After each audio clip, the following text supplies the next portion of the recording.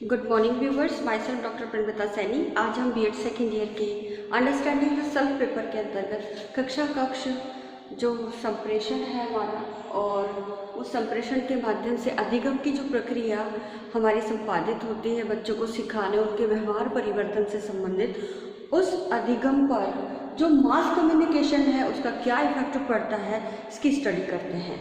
Mass communication का अर्थ यही है कि एक व्यक्ति द्वारा विशाल जनसंख्या के समूह को संबोधित करना, उन्हें अपने विचार, भावनाएं, सूचनाएं, तथ्य आदि प्रेषित करना, उन तक पहुंचाना किसी भी माध्यम से, चाहे वो रेडियो हो, टेलीविज़न हो, या कंप्यूटर के माध्यम से, ईमेल करके हो, या ब्रॉडकास्टिंग हो, एनीथिंग एल्स, उसके माध्यम से हम मास कम्युनिकेशन है। इस मास कम्युनिकेशन का हमारे क्लासरूम टीचिंग पर क्या इफेक्ट पड़ता है? तो क्लासरूम टीचिंग पर सबसे पहला है कि आईसीटी, इस मास कम्युनिकेशन के लिए सबसे इम्पॉर्टेंट है हमारे आईसीटी रिसोर्सेज, यानी हमारे सूचना और संप्रेषण तकनीकी के संसाधन। तो इनकी बहुत इम्पॉर्टेंट भूमिका होती है, और इन संसाधनों का यूज करके हम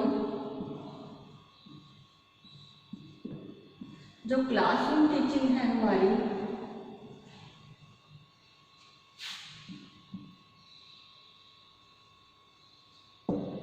क्लासरूम टीचिंग कर सकते हैं, क्योंकि जब तक आईसीटी के रिसोर्सेज नहीं होंगे तो मास कम्युनिकेशन के संसाधनों में ही हमारे सबसे इम्पॉर्टेंट आते हैं आईसीटी के रिसोर्सेज। अब आईसीटी के रिसोर्सेज जैसे हैं कंप्यूटर,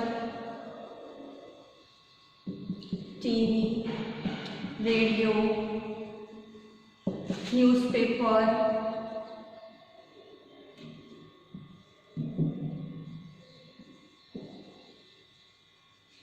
आदि। तो इन संसाधनों का प्रयोग हम स्पेशली क्लासरूम टीचिंग की अगर बात करें तो कंप्यूटर का यूज़ कर सकते हैं। साथ ही OHP ओवरहेड प्रोजेक्टर है, हमारे स्लाइड प्रोजेक्टर जो है, उस स्लाइड प्रोजेक्टर का हम यूज़ कर सकते हैं। तो इनके माध्यम से हम क्लासरूम के अंदर जो बहुत सारी जनसंख्या, यानी एक तरह से हमारा लघु समाज जो जॉन डीवी ने कहा है वो एग्जिस्ट करता है, तो हम उसे इन मास कम्युनिकेशन के संसाधनों द्वारा उनकी अधिगम पर प्रभाव डाल सकते हैं। अब इस आईसीटी के रिसोर्सेज के संबंध में हमारी जो बहुत सबसे इम्पॉर्टेंट है आईसीटी में, आज के समय में अगर बात करें हम भारत की, तो भारत के अंदर जो उपग्रह है, सैटेलाइट्स, उपग्रह के माध्यम से भी हम विभिन्न जो दूर दराज के बच्चे हैं उनको हम अधिगम करा सकते हैं। अब उपग्रह के माध्यम से बहुत सारे हमारे चैनल्स बने हुए हैं, जिसमें है ज्ञान वीणा, ज्ञान दर्शन है, इग्नू के द्वारा भी बहुत सारे करिकुलम इस तरह से चलाए जा रहे हैं जो डिस्टेंस ऑनलाइन मोड में है। तो ये सब जो है ऐसे छात्र जो शिक्षा से वंचित हैं या आगे पढ़ाई करना चाहते हैं, किसी भी कारण से पढ़ाई नहीं कर पाते, स्कूल दूर है या ऐसे संसाधन नहीं है, तो ये इन एजुकेशनल चैनल्स के माध्यम से हम बहुत बड़े एक तरह से हम विशाल जनसंख्या के समूह जो शिक्षा वर्ग से जुड़ा हुआ है, अधिगम करता है, उनको हम प्रेषित कर सकते हैं, उनको हम एजुकेशन प्रोवाइड कर सकते हैं। तो जो उपग्रह संसाधन है वो भी हमारा एक मास कम्युनिकेशन का ही संसाधन है। और आज शिक्षा जो है, एक तरह से हम कह सकते हैं कि उपग्रह शिक्षा का युग है। जब से सैटेलाइट का आविष्कार, सैटेलाइट अंतरिक्ष में लॉन्च किया गया, उसके बाद एजुकेशन से रिलेटेड भी सैटेलाइट हमारे 1996 के अंदर लॉन्च किया गया था, जिसके बाद हमारे DD1 चैनल जो है उसके ऊपर एजुकेशन से संबंधित ऐसी जानकारी प्रोवाइड की जाती थी जो स्टूडेंट के लिए और जो हमारे जनता है उनके लिए भी यूज़फुल होती थी। तो का युग है, क्योंकि आज समस्त संसाधन जो है हम आईसीटी के रिसोर्सेज जिनके माध्यम से हम कक्षा अधिगम कर सकते हैं, तो उसमें सबसे इम्पॉर्टेंट रोल, अब अगर हम आज की बात माने, आधुनिक समय की, वर्तमान समय जो चल रहा है, तो इसमें भी इंटरनेट एक ऐसी फैसिलिटी है जिसको भी प्रोवाइड करने के लिए आज इस तरह के असेट्स लगे हुए हैं, या हम कह सकते हैं टावर लगे हुए हैं, जो हमें इंटरनेट के माध्यम से एजुकेशन प्रोवाइड कर रहे हैं। अब इस संदर्भ में हमारी NEP 1986 जो हमारी राष्ट्रीय शिक्षा नीति आई, उसके अंदर भी जो मास कम्युनिकेशन के जितने भी संसाधन हैं, तो इस क्लासरूम टीचिंग के लिए जितने भी ICT रिसोर्सेज हैं, इन ICT रिसोर्सेज, इन संसाधनों का यूज़ करने पर बल दिया गया। अब चाहे फॉर्मल एजुकेशन हो चाहे नॉन फॉर्मल एजुकेशन हो, तो इसमें हम दोनों में ही ICT के संसाधनों का यूज़ करना चाहिए। इसी प्रकार हमारे जो कोठारी कमीशन आया,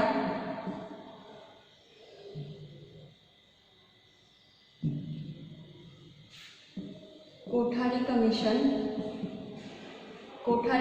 आया 1964-66 इसका ड्यूरेशन रहा था। तो इसके जो अध्यक्ष थे वो DS कोठारी थे, प्रोफेसर DS कोठारी। तो इन्होंने भी रिकमेंड किया कि हमारे जो है एक तरह से हम कह सकते हैं कि जिस प्रकार दूसरे देशों के अंदर ICT के संसाधनों का उपयोग शिक्षा के लिए किया जा रहा है, उसी प्रकार से हमारे देश में भी ICT के संसाधनों का यूज़ किया जाना चाहिए, ताकि हम विशाल जनसंख्या के समूह ऐसा जो शिक्षा प्राप्त करना चाहता है, इस वर्ग को एजुकेट कर सकें। तो इस प्रकार से फिल्म स्ट्रिप है, कंप्यूटर है, स्लाइड प्रोजेक्टर है, इनका प्रयोग करके शिक्षा प्रदान करना एक नवीन विधा है, यह हमारे कोठारी कमीशन ने कहा।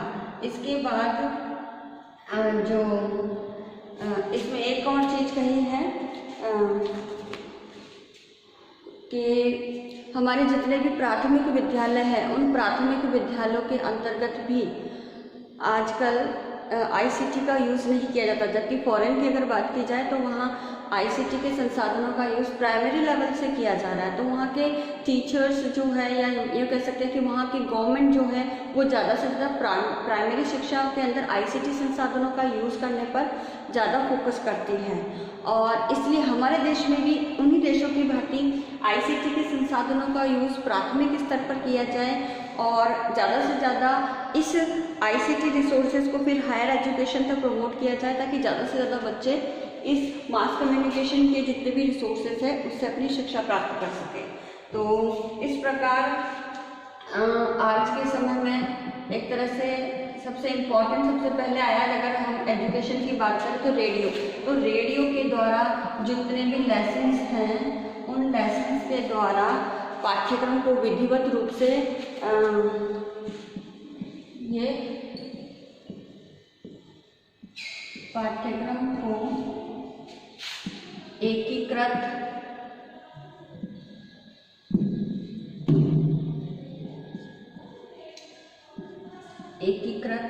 और समन्वय करने पर कोठारी कमीशन ने क्या है, बल दिया है।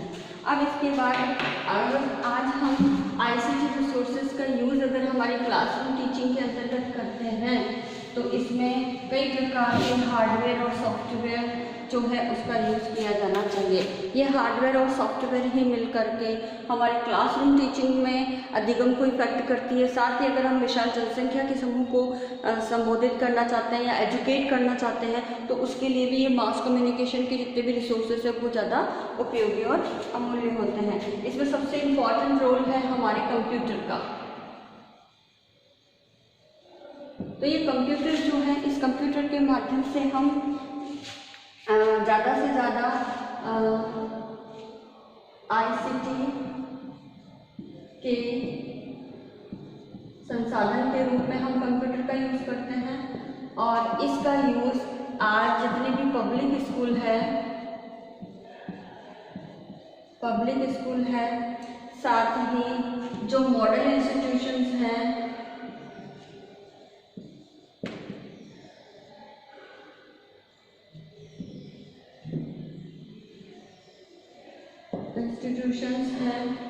और नवोदय विद्यालय है,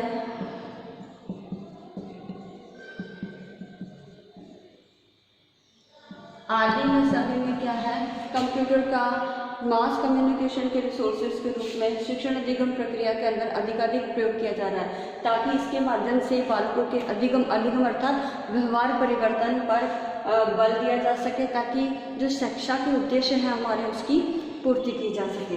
तो ये सबसे इम्पोर्टेंट है। और आज का युग हमारा भौतिकवादी युग है, जिसके अंदर हम आईसीटी के रिसोर्सेज ने एक औद्योगिक, एक तरह से कह सकते हैं क्रांतिकारी परिवर्तन हमारी शिक्षा के क्षेत्र में भी किया है।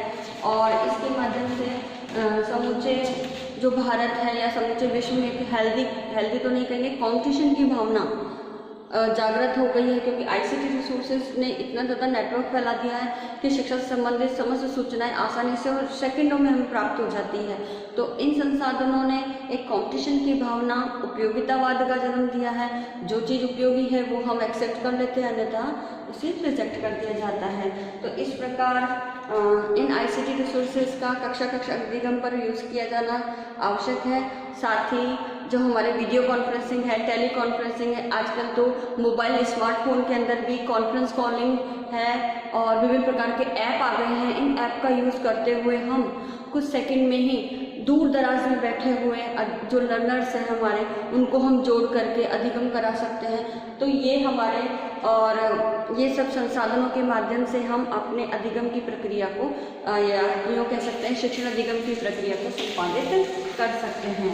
तो आज सभी इंस्टीट्यूशन में अगर देखा जाए तो मास कम्युनिकेशन के संसाधनों में न्यूज़पेपर है, स्मार्टफोन है, कंप्यूटर है, ईमेल है, इनका अधिकाधिक प्रयोग किया जा रहा है। साथ ही समस्त सूचनाएं आज हमें कंप्यूटर के माध्यम से ऑनलाइन अवेलेबल हो जाती है। चाहे एडमिशन की प्रोसेस ले लो, एनरोलमेंट की प्रोसेस ले लो, एग्ज़ाम के फॉर्म, प्रवेश पत्र, एनीथिंग एल्स, जो सारी समस्त सूचनाएँ हैं वो हमें इस मास कम्युनिकेशन के संसाधन के रूप में जो कंप्यूटर है उसके माध्यम से हमें अवेलेबल हो जाती है। तो मास कम्युनिकेशन के संसाधनों ने हमारी कक्षा के अधिगम की प्रक्रिया को भी प्रभावित किया है। अब आज का जो असाइनमेंट है आपका वो इस प्रकार से है कि कक्ष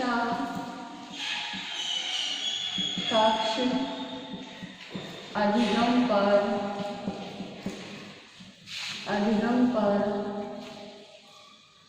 जन संप्रेषण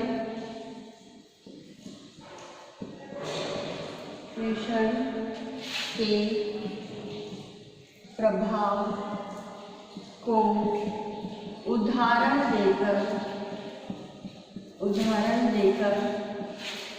स्पष्ट कीजिए। तो ये आपका आज का असाइनमेंट है आप लोगों का। इसका आंसर आपको 250 वर्ड्स में देना है। साथ ही आपको एक और असाइनमेंट दे रखा है कि जब भी आप कॉलेज आए अपने साथ 5-5 मार्क्स बना के लेके आए। इस कोरोना महामारी के दौरान आप अपने घर में रहिए, सुरक्षित रहिए, जहाँ तक हो सके घर से बाहर निकलते समय फेस में मास्क लगा के निकलिए। लोगों से 2 फीट की सोशल डिस्टेंसिंग का पालन करना अनिवार्य है। अपने हाथों को बार बार सैनिटाइज करें या साबुन से धोएं। इसके साथ ही अपने सोशल मीडिया ग्रुप में ज़्यादा से ज़्यादा कोरोना वायरस की एडवाइजरी जो गवर्नमेंट ऑफ इंडिया द्वारा जारी की गई है उसके पोस्टर बना करके लोगों को शेयर करिए। आई होप ये वीडियो आपके लिए यूजफुल होगा। So thank you.